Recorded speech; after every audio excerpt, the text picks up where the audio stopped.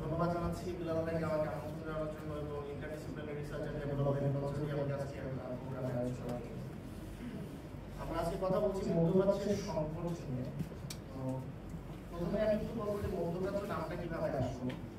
প্রথমে বর্তমানে আমরা যে অঞ্চলটাকে মধ্যপ্রাচ্য নামে ডাকি তার নাম ছিল নেয়ার ইস্ট বা নিকট প্রাচ্য।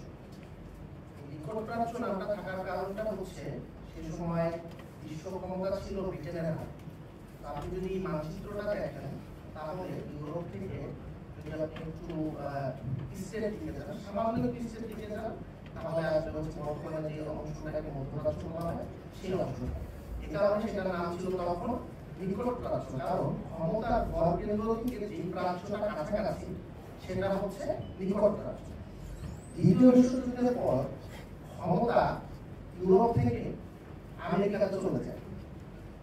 আমেরিকার নিকটে, যদি আমেরিকা থেকে আমরা ইস্টে আসি তাহলে নিকট ইস্ট হচ্ছে ইউরোপ।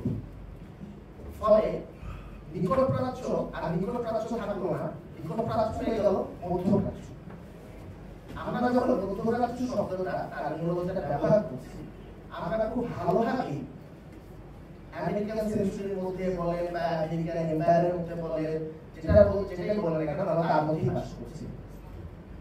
তো আমাদের অনেকগুলো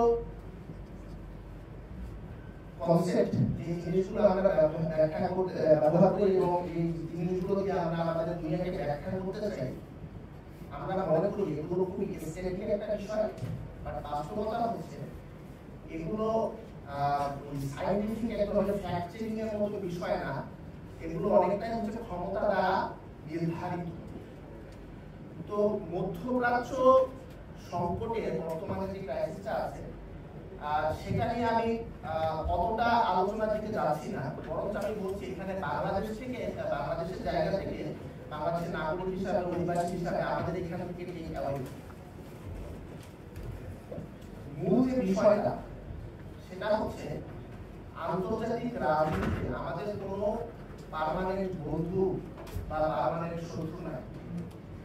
আপনাদের অনেকের হয়তো খেয়াল আছে, আমি যখন ছোট ছিলাম, যখন আপনার ইরাক ইনভেশন হলো, আমেরিকা যখন ইরাক ইনভেড করলো, সে সময় আমেরিকার মিত্র ছিল ইরাক। এর কারণটা এটা না যে ইরাক সাডেনলি আমেরিকার বেস্ট ফ্রেন্ড হয়ে গিয়েছে। এর কারণটা ছিল ইরাকের যে বাথ পার্টি, এটা ছিল একটা সুন্নি মেজরিটি একটা বিষয় এবং এখানে সুন্নি শাসন চলছিল শিয়া মেজরিটির উপর। তো যখন ডিবাথিফিকেশন আমেরিকা করতে চাইলো, তখন স্বাভাবিকভাবে এই বিষয়টা ইরানের অনুকূলে গেল এবং পরবর্তীতে আমেরিকা গণহারে ইরাকে শিয়াদেরকে এম্পাওয়ার করতে শুরু করলো। বর্তমানে সৌদি আরব এবং ইসরায়েল যে হচ্ছে অ্যাক্সিস অফ রেজিস্ট্যান্স বা হচ্ছে শিয়া ক্রিসেন্ট নিয়ে যে আমাদের আলোচনা করছে, এই শিয়া ক্রিসেন্টটা তৈরিতে আমেরিকার বিপুল সমর্থন ছিল এবং তখন শোনা যায় যে খামেনিও এরকম বলছিল যে তারা ইসরায়েলের সাথে এগুলো নরমালাইজ করে ফেলবে। বাট পরবর্তীতে things took a different turn এবং আমরা দেখলাম যে এখন ইরানের সাথে ইসরায়েলের যে কনফ্লিক্টটা চলছে। আবার আপনি যদি হচ্ছে ইসরায়েল প্যালেস্টাইন কনফ্লিক্টটা দেখেন, সেই ইসরায়েল প্যালেস্টাইন কনফ্লিক্টে যখন ফাতাহ অর্থাৎ হচ্ছে আপনার ইয়াসির আরাফাতের যে এখন প্যালেস্টাইন অথরিটি যার কন্ট্রোলে আছে, তাদের যখন একটা বাড়াত্মক বাড়বাড়ন্ত অবস্থা, বেশ ভালো সময় যাচ্ছে, হাই টাইম চলছে, সে সময় ইসরায়েল নানাভাবে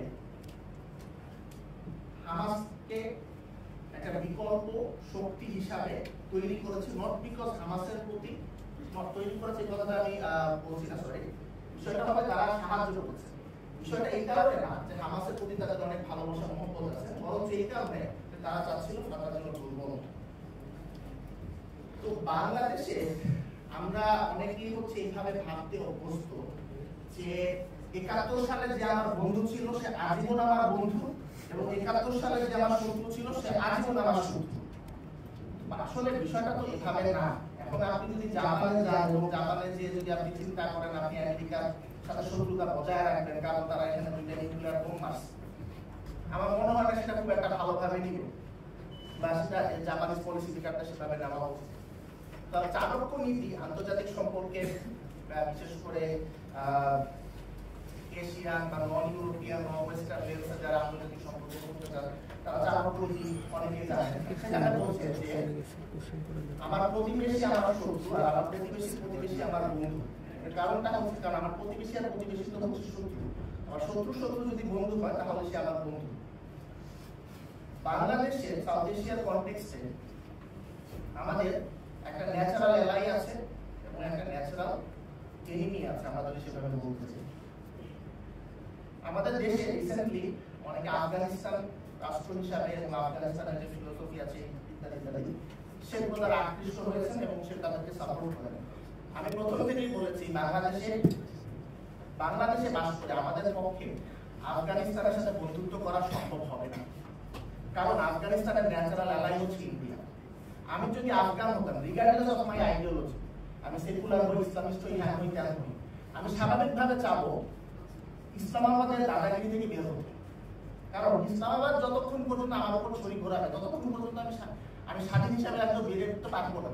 এখন ইসলামাবাদকে কাউন্টার ব্যালেন্স করার জন্য আমাকে ইন্ডিয়ার কাছে যেতে হবেই হবে। এবং আমরা বর্তমানে দেখছি আফগানিস্তানের সাথে ইন্ডিয়ার একটা ওয়ার রিলেশন চলছে, অথচ এই আফগান বর্তমান যে রেজিমটা আছে এটাকে ক্ষমতায় আনতে পাকিস্তানের ব্যাপক ভূমিকা ছিল। এখন বাংলাদেশে আসেন, এই রাষ্ট্রটা তৈরি করে দিয়েছে ইন্ডিয়া, কিন্তু আমরা স্বাভাবিকভাবেই ইন্ডিয়ার দখলমুক্ত হতে চাচ্ছি। আমাদের একটা ন্যাচারাল এলাই আছে। আমি ঠিক শিওর না জগন্নাথ বিশ্ববিদ্যালয়ের পরিবেশ কিরকম, বাট আমরা আশা করি আমি বুঝাতে পারছি যে আমাদের সেই ন্যাচারাল এলাইটা কোন রাষ্ট্র। আমাদের আরেকটা ন্যাচারাল এলাই আছে, সেটা হচ্ছে চীন। মিডল ইস্টের যে রিসেন্ট ক্রাইসিসটা, এই ক্রাইসিসটা আমাদেরকে খুব ভালো মতো শো করেছে যতক্ষণ না পর্যন্ত আমরা একটা নিউক্লিয়ার আমব্রেলার মধ্যে আছি ততক্ষণ পর্যন্ত আসলে আমরা নিরাপদ নই। হয় আমাদের নিজস্ব ডিটারেন্ট ফ্যাক্টর থাকতে হবে, সেই ডিটারেন্ট ফ্যাক্টরটা অবশ্যই একটা নিউক্লিয়ার ওয়েপন, অথবা আমাদের কোনো নিউক্লিয়ার পাওয়ারের সাথে ন্যাটোর আর্টিকেল 5 অনুগুলো একটা ডিফেন্স প্যাক্ট থাকতে হবে, যে আমি আক্রমণের শিকার হলে সে আমাকে ডিফেন্ড করবে। তা না হলে আমরা কখনো আমাদের স্বাধীনতা সার্বভৌমত্ব ধরে রাখতে পারবো না।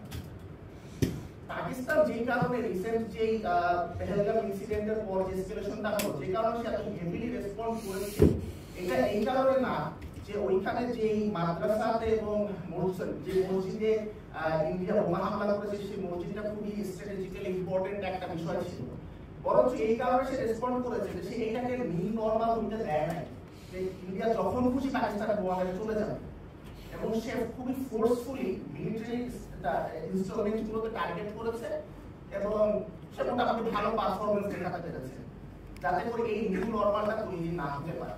এখন আমাদের সমস্যাটা হচ্ছে আমরা ধরেন বর্ডার কিলিং বলেন, যে কোনো কিছু বলেন, আমরা কি এটার বিরুদ্ধে রেসপন্স করি, একটা রেসপন্স শো করি, আমরা কি টিকে থাকতে পারবো কিনা? ধরেন পাকিস্তান রাফাল ফেলতে পারছে, আমরা কি ফেলতে পারবো? এই প্রশ্নটা আমাদের করতে হবে। আনফরচুনেটলি দীর্ঘদিন ধরে আমরা জাতীয় নিরাপত্তা এই শব্দগুলো আমরা আমাদের ডিসকোর্সে, পাবলিক ডিসকোর্সে শুনি না, ন্যাশনাল সিকিউরিটি। অথচ আমেরিকাতে যা যে কোনো সিনেটর যদি একটা স্পিচ দেয় তার মধ্যে দুইবার হচ্ছে আপনার ন্যাশনাল সিকিউরিটি, এই টার্মটা থাকে। তো আমরা ন্যাশনাল সিকিউরিটি এই টার্মটাই শুনি না। আমি লাস্ট শুনছিলাম টিপাই মুখটার সময় নিজামের একটা বক্তব্য।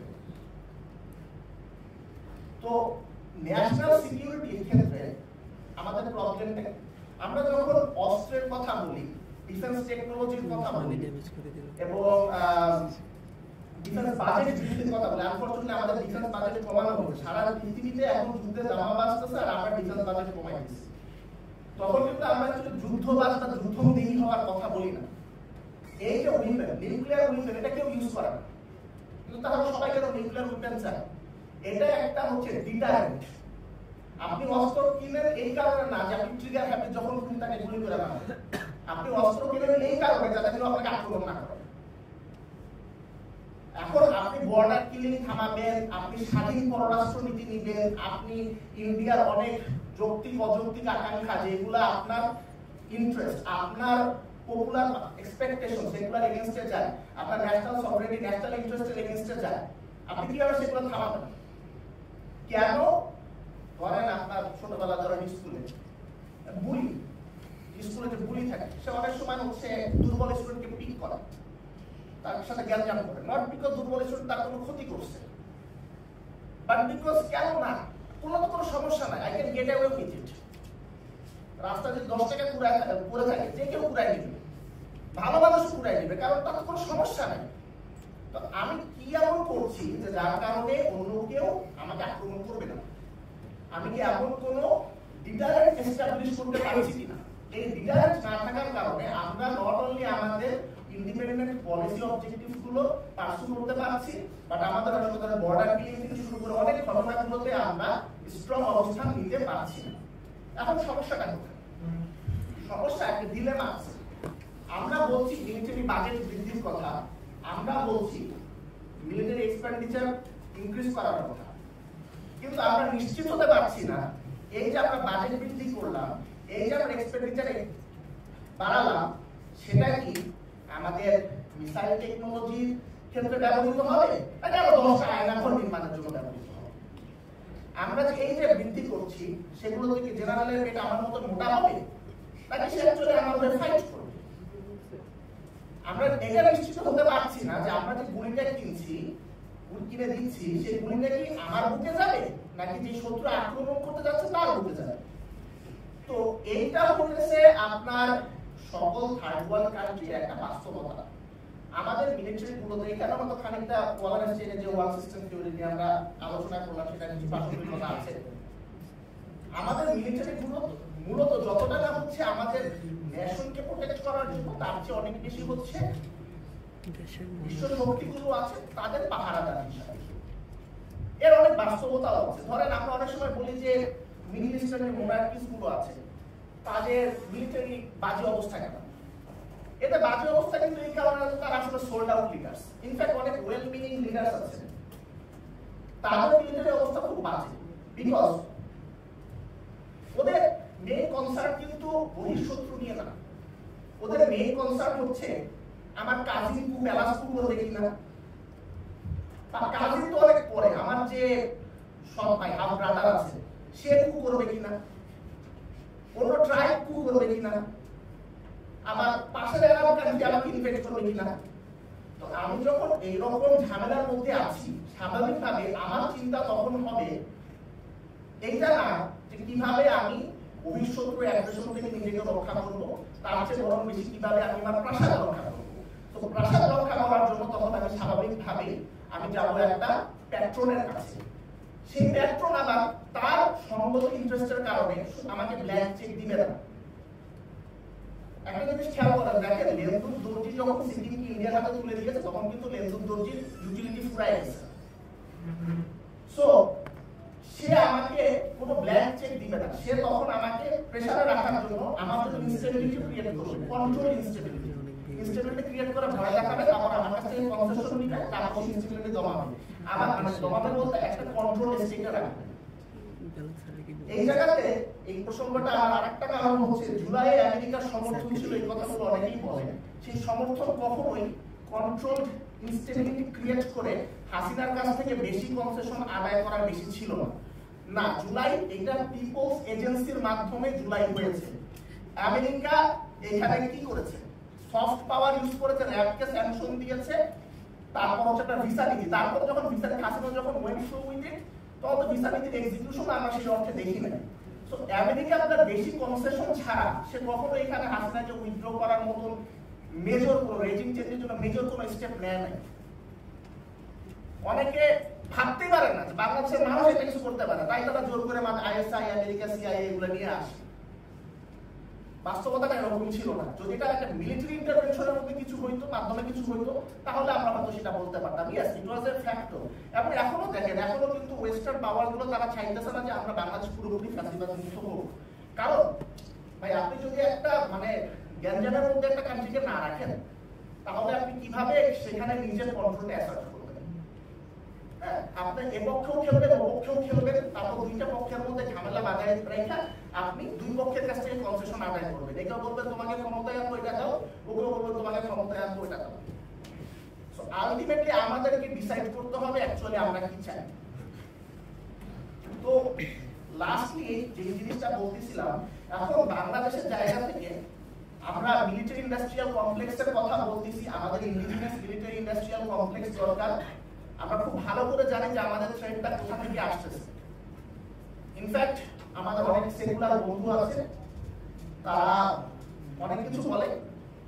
যখন রিসেন্টলি যখন PR system, proportional representation system নিয়ে কথাবার্তা শুরু হলো, তখন তারা নিজেরাই বলা শুরু করলো এটা হলে বাংলাদেশের টেরিটোরিয়াল ইন্টিগ্রিটি হুমকির মুখে পড়বে, কারণ ইন্ডিয়া নাকি 10% ভোট নিয়ে যাবে।